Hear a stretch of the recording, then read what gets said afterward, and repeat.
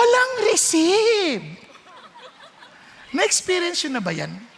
Some people, they don't want to pray anymore. Wala namang receive eh. Parang hindi naman ako pinakikinggan ng Diyos. Nas nakaka-frustrate pa, pag nakinig ako ng turo, kayo parang dami niyong na-receive. Parang halos lahat ay pag-pray nyo, natatanggap nyo. Now, let me encourage you. Hindi totoo yan. Na yung prayer, hindi yan para nakikipag-usap ka kay Genie, na isa po'y alipin mo, na wala siyang choice kundi gawin yung wish mo.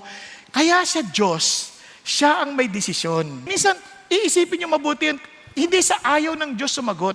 Meron dahilan ang Diyos. Now, kaya, noong pa man, nung si Bill Hybels ay ginakasangkapan ng Diyos ng matindi bago na-expose ang kanyang kahinaan, maganda yung kanyang suggestion. Sabi niya sa kanyang aklat na To Be